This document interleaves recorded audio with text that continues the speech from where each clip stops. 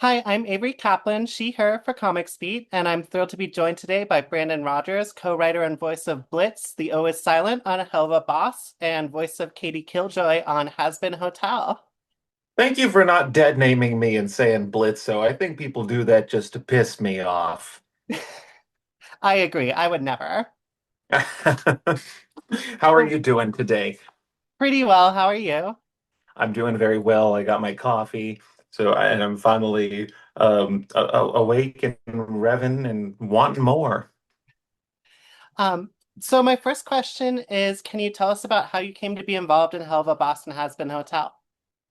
Yes, I woke up at 2 in the morning and saw Viv outside my window with a knife. No, she contacted. It was very straightforward. She contacted my manager. Manager said, "Hey, so this girl who's doing this YouTube animated short wants to have you collab with her on it. She wants you to write it and to be one of the characters." And at the time, I was that wasn't a very uncommon thing. It was, I mean, still it isn't. I mean, that's just how YouTube is. Y'all get calls, oh, hey, this person wants to make a video with you, and then they send the concept, and if you like it, you do it. It's just that's showbiz. But I didn't think anything of this at the time.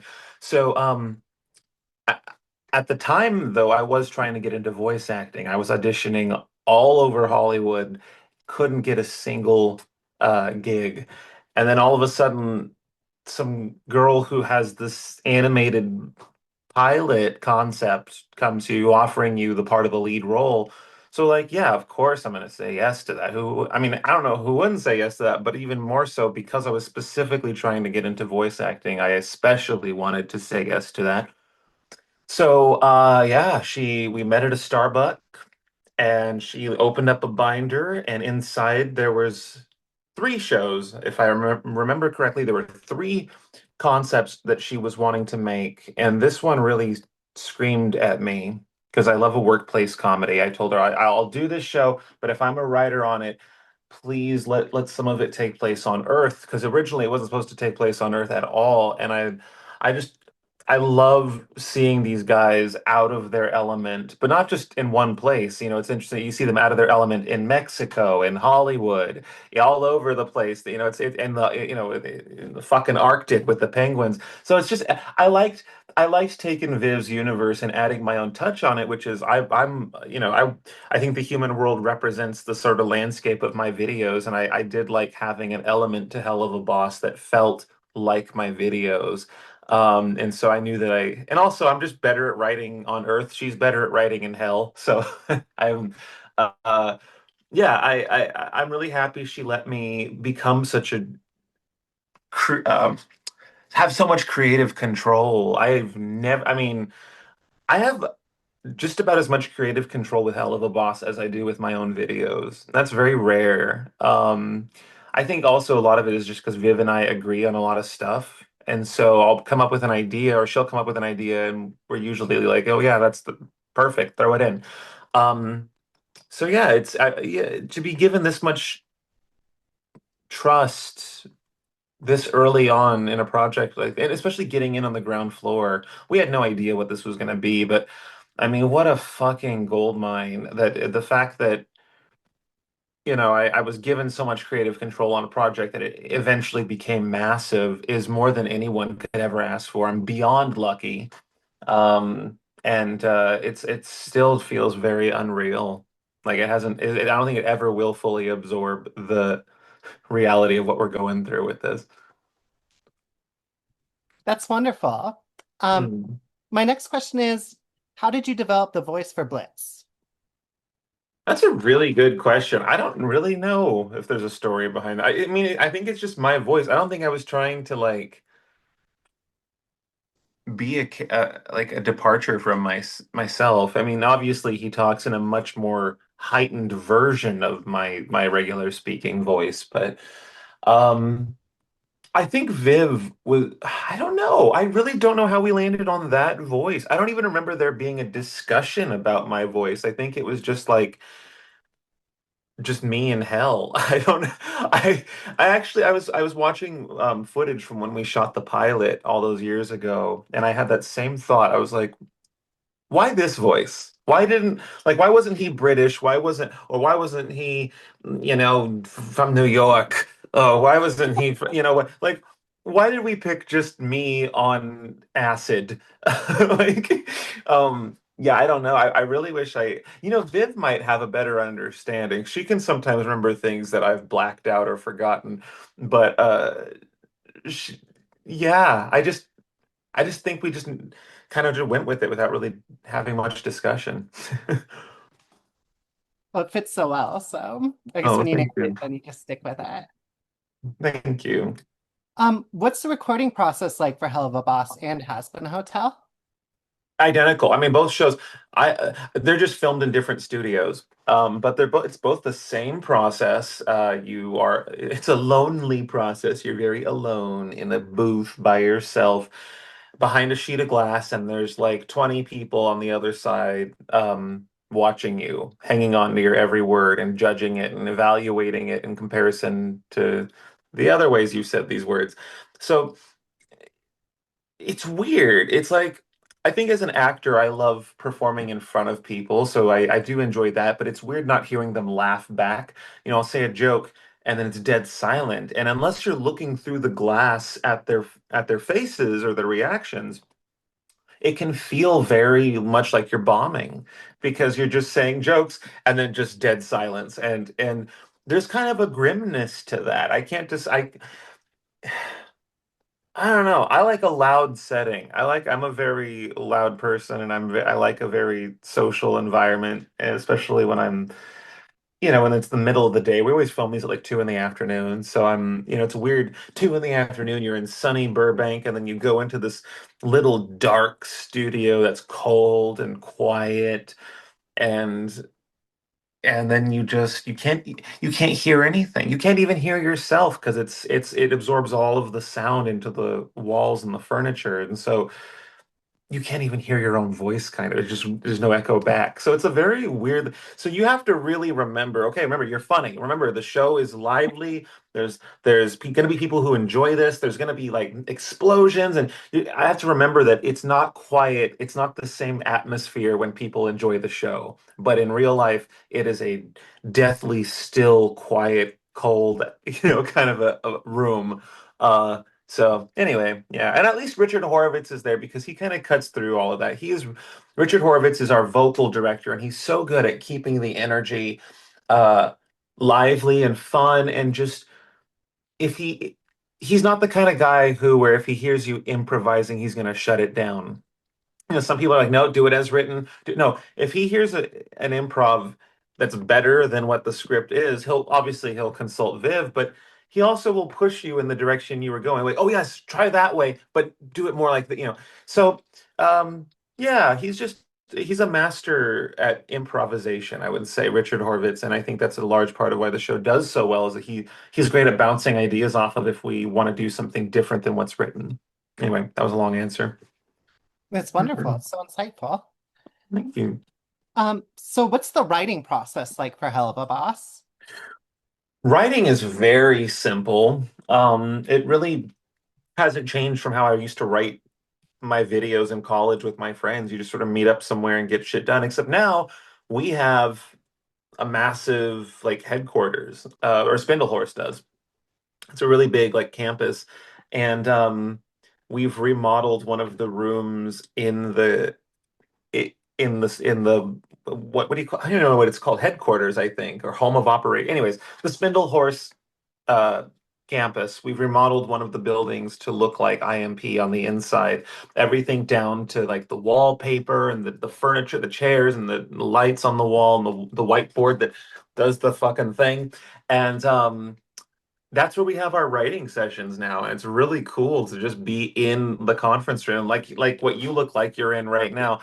Like there's an actual room that exists that looks like that, and that's where we have our sessions. And it's so cool because it's a constant reminder of how far the show has come. The fact that we're in the physical set itself, it's a really it's a rite of passage. You don't usually, not a lot of projects get successful to a point where you can recreate the set just so you can keep making the show inside of it.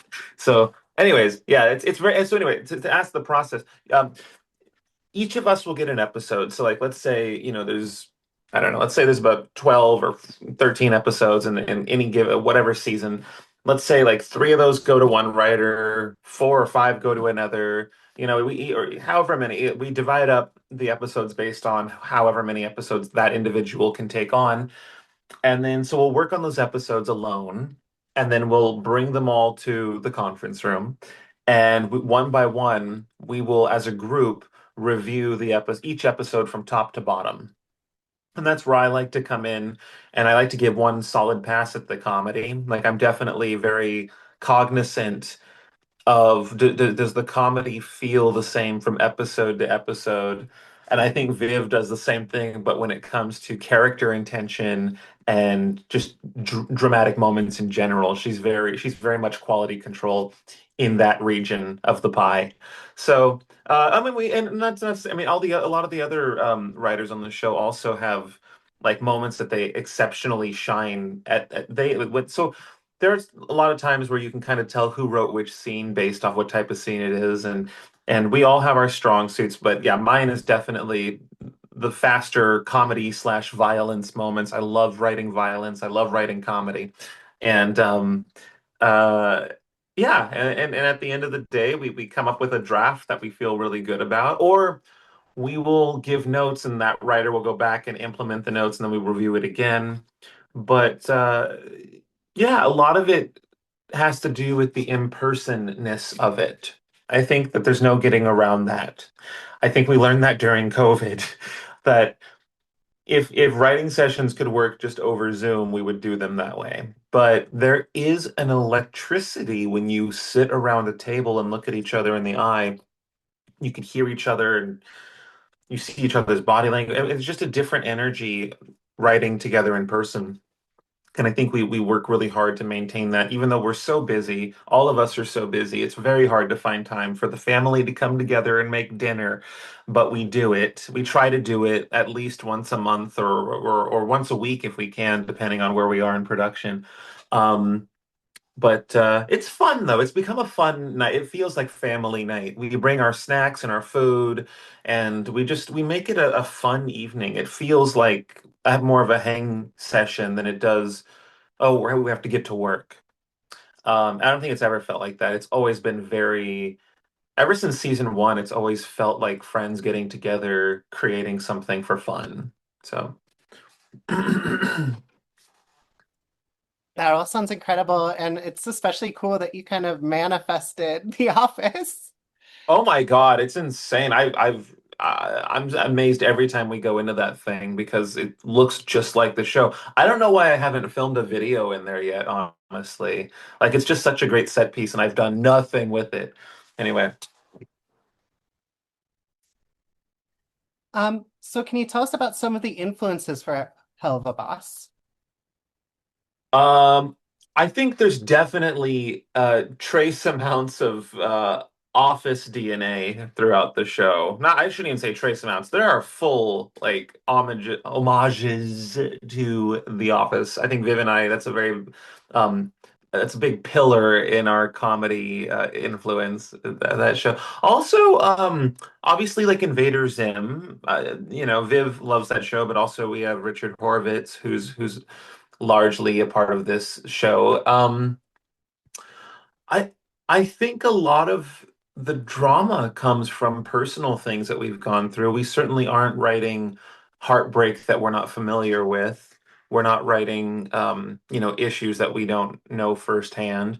And in a way, that has been a huge therapeutic coping mechanism for, I don't want to speak for the other writers, but for me, knowing that I'm able to work in whether there's psychological problems I've had or physical problems I've been able to write them into Blitz, and I sort of am able to tell parts of my life through a character without having to say what those parts are or even that they're about me, but I get to see how the world reacts to those things. And that's really a beautiful thing because it's showing that, there's a group of people who can love me for something that I've never been able to express through characters on my channel. And it's as a writer and as a creator, as a performer.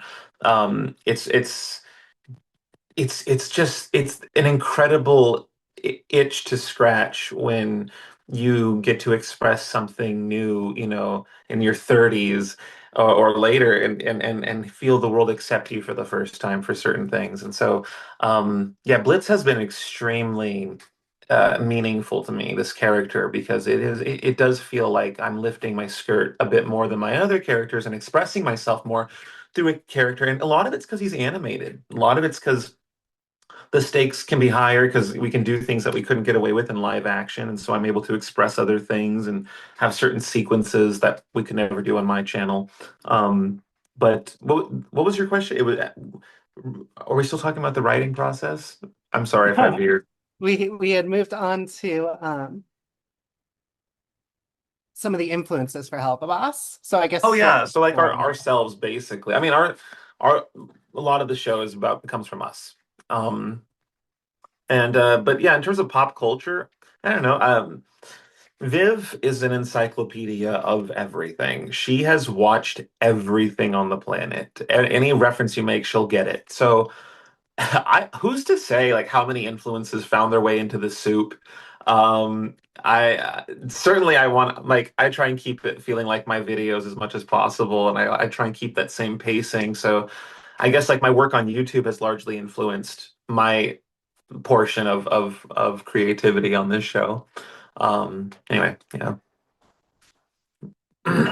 Sort of springboarding off of that, can you tell us about your favorite responses to Helva Boss and or Hazbin Hotel, whether positive or negative? My favorite responses. Um,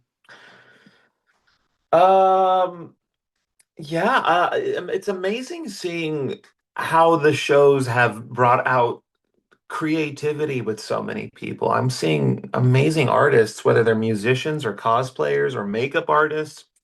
The list goes on and on. The show has influenced almost every facet of art. Even porn. I mean, it's influenced everything.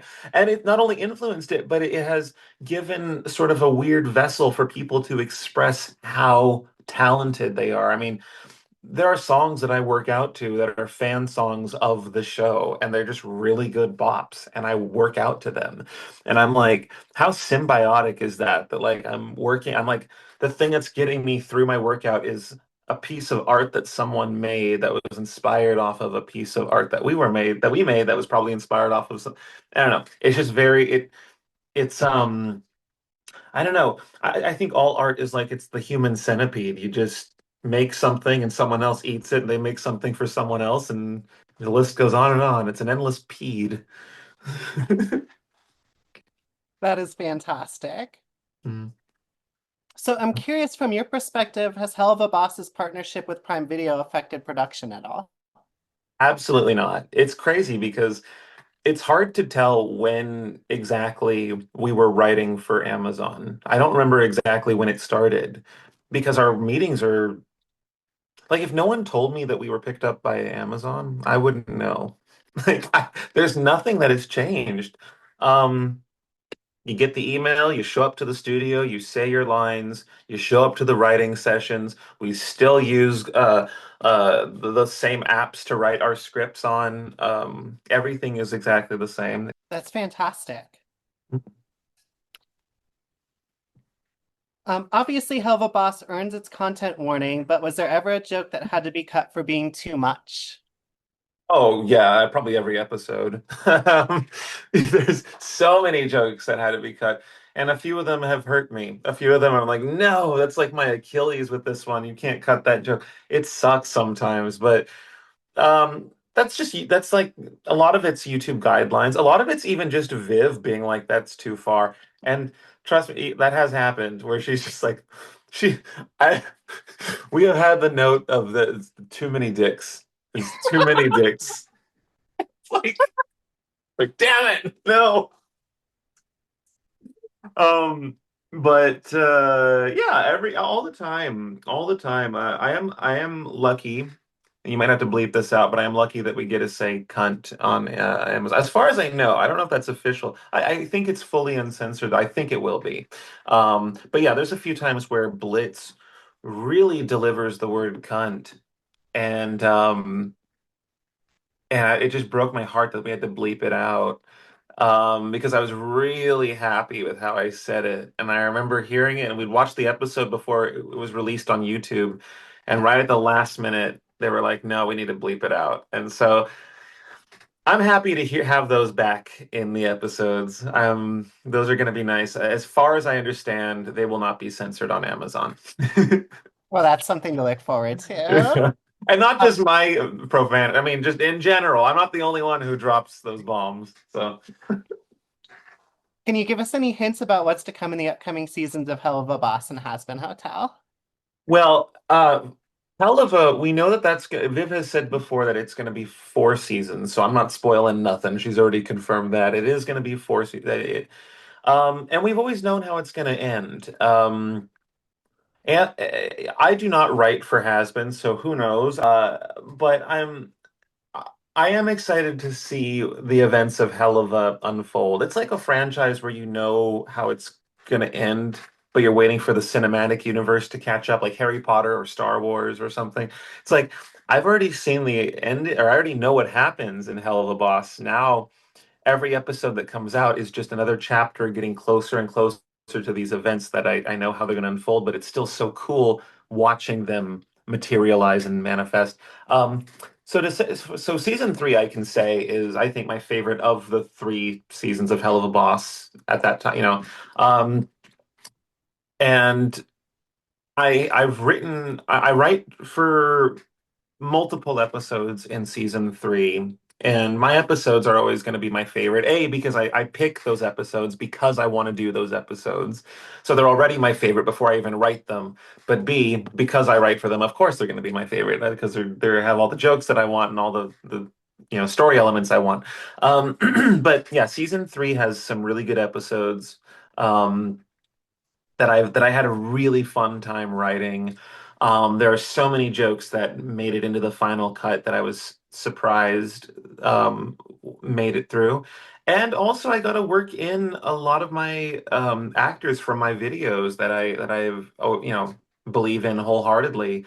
Um, the people in my videos are some of my favorite actors in Hollywood, and so the fact that a lot of them are going to be in season 3 of Hell of a Boss is a huge treat, because I get to work with them in the studio, and Viv let me come in and direct them because I've directed them before, so I got to co-direct with Richard Horvitz on those actors. Um, but anyway, yeah, season 3 is definitely, I think, the strongest of the 3 seasons. We because they deals with characters that are fully more realized than they ever have been. So the stakes are higher. We're going into season 3 with more, at risk than at the beginning of season 2, right? So season 3 is kind of when the playing field is this irritated. Imagine how things can, at the top of season 3. Imagine how, as it unfolds, how much more insane things can get. Yeah, beyond that, I can't really say too much, mostly because it's been fucking like 20 something years since we wrote it.